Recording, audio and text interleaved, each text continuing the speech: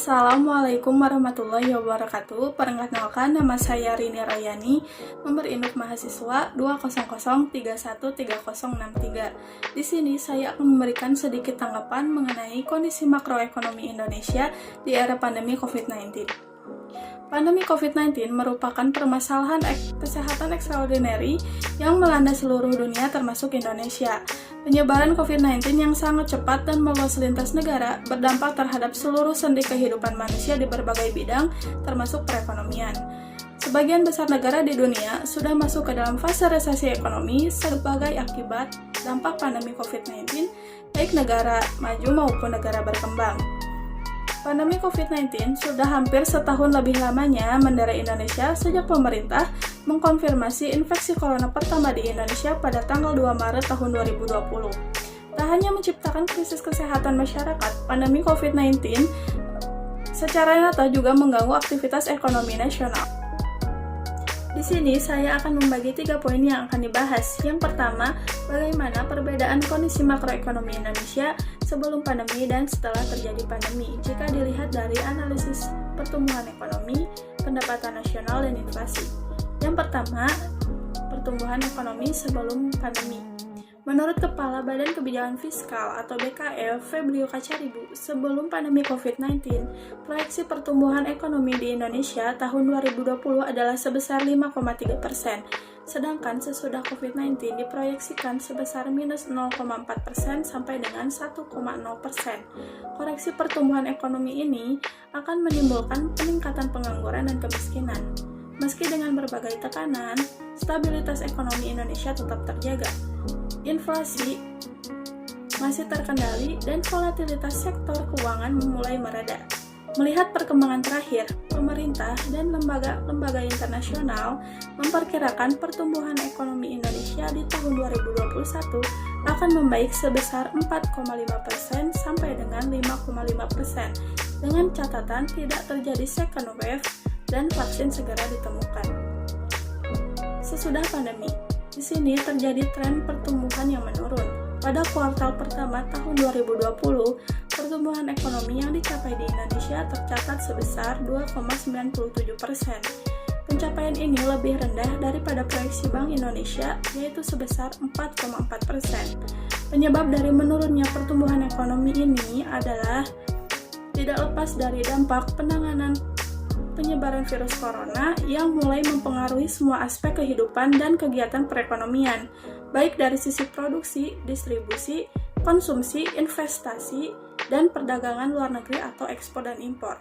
Pertumbuhan ekonomi Indonesia pada triwulan 1 termasuk salah satu yang tertinggi, lebih baik dari sebagian besar negara-negara lain. Pada triwulan pertama tahun 2020, walaupun terjadi kenaikan pertumbuhan yang positif, tapi angka ini lebih rendah daripada nilai pertumbuhan yang dicapai pada triwulan keempat tahun 2020 dengan nilai pertumbuhan sebesar 2,3%. Yang kedua, inflasi. Badan Pusat Statistik atau BPS selama bulan April 2020 mencatat inflasi sebesar 0,09%. Pandemi corona membuat penurunan daya beli di sejumlah daerah. Perkembangan harga dari berbagai komoditas menunjukkan kenaikan yang sangat tipis sekali. Pada bulan April terjadi inflasi sebesar 0,08%. Inflasi April 2020 lebih rendah dibandingkan dengan inflasi bulan Maret sebesar 0,09%. Inflasi bulan April ini mengalami perlambatan dari bulan sebelumnya. Perlambatan inflasi dari bulan sebelumnya jelas merupakan imbas dari wabah COVID-19 di Indonesia. Karena jika dilihat dari grafik inflasi dari tahun ke tahun, apalagi selama masa bulan puasa dan lebaran, grafik inflasi selalu naik. Inflasi ini tidak bisa jika dibandingkan pola sebelumnya. Ketika masuk bulan Ramadan, inflasinya meningkat. Tapi tahun ini melambat dari Maret 0,9% dan April 0,08%. Dibandingkan tahun lalu juga meningkat. Perkembangan inflasi terbaru pada bulan Maret tahun 2021. Inflasi berada pada level yang rendah dan terkendali. Berdasarkan survei pemantauan harga pada Minggu 2 Maret 2021, perkembangan harga pada bulan Maret 2021 diperkirakan inflasi sebesar 0,09%. Dengan perkembangan tersebut, perkiraan inflasi bulan Maret 2021 secara turun kalender sebesar 0,45% dan secara tahunan sebesar 1,37%. Penyumbang utama inflasi pada bulan Maret tahun 2021 sampai dengan minggu kedua yaitu komoditas cabai rawit sebesar 0,04%, bawang merah sebesar 0,03%, ikan mas, tomat, dan telur ayam ras masing-masing sebesar 0,01%. Sementara itu, komoditas yang menyumbang deflasi pada periode laporan berasal dari komoditas cabai merah dan emas perhiasan masing-masing sebesar minus 0,03%. Yang ketiga, pendapatan nasional. Sebelum pandemi pun, perekonomian nasional masih cukup baik dilihat dari indeks harga saham gabungan pada awal Januari yang sempat menyentuh angka 6.300. Hal ini adalah salah satu capaian yang baik dan menarik bagi Indonesia.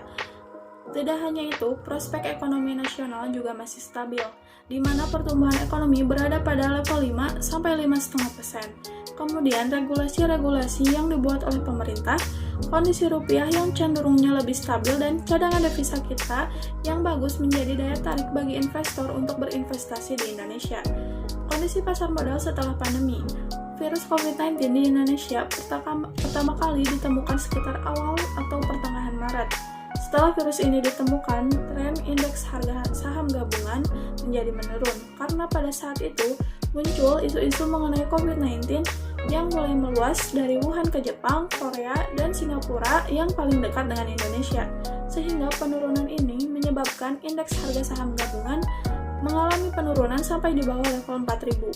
Penurunan ini tentunya juga tidak lepas dari sentimen investor yang melihat bahwa pemerintah Indonesia pada waktu itu belum serius dalam menangani COVID-19, sehingga ketika krisis kesehatan terjadi dan sentimen-sentimen itu ada, membuat para investor lebih memilih untuk menarik dananya dari pasar modal, sehingga hal tersebut tentunya membuat harga saham mengalami penurunan. Poin yang kedua, bagaimana solusi yang digunakan oleh pemerintah saat pandemi dalam menangani masalah makroekonomi, apakah sudah tepat atau tidak? Kebijakan pemerintah yang harus ditempuh dalam upaya mengatasi masalah-masalah makroekonomi selama pandemi COVID-19 terbagi ke dalam dua jaring pengaman. Yang pertama, jaring pengaman sosial dengan cara penambahan dan dukungan dari pembiayaan APBN. Yang kedua, jaring pengaman ekonomi dengan cara pemberian insentif fiskal dan non-fiskal. Stimulasi-stimulasi lain yang juga dilakukan untuk meningkatkan perekonomian adalah: pertama, dikeluarkannya Perpu nomor 1 tahun 2020, kedua, dikeluarkannya kebijakan perpajakan, yang ketiga, dikeluarkan kebijakan di sektor keuangan. Berikut ini adalah kebijakan-kebijakan yang dikeluarkan oleh pemerintah saat ini. Yang pertama, mengedepankan kebijakan terkait penanganan penyebaran virus COVID-19. Yang kedua, meningkatkan kesadaran masyarakat untuk menerapkan protokol kesehatan di masa kedaruratan kesehatan ini, yakni dengan meningkatkan intensitas dan kualitas proses sosialisasi protokol kesehatan. Yang ketiga, memberikan bantuan sosial atau bansos bagi masyarakat ataupun pelaku usaha yang terdampak pandemi COVID-19. Di antaranya melalui penyaluran subsidi, bantuan sosial, serta restrukturisasi.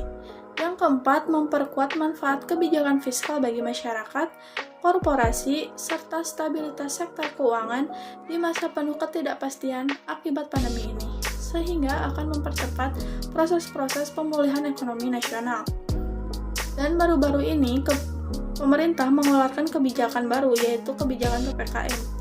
Menurut saya, solusi-solusi yang dikeluarkan pemerintah sudah tepat, akan tetapi kadang tidak berjalan dengan efektif. Contohnya, untuk kebijakan saat ini yang dikeluarkan oleh pemerintah yaitu PPKM, atau pemberlakuan pembatasan kegiatan masyarakat.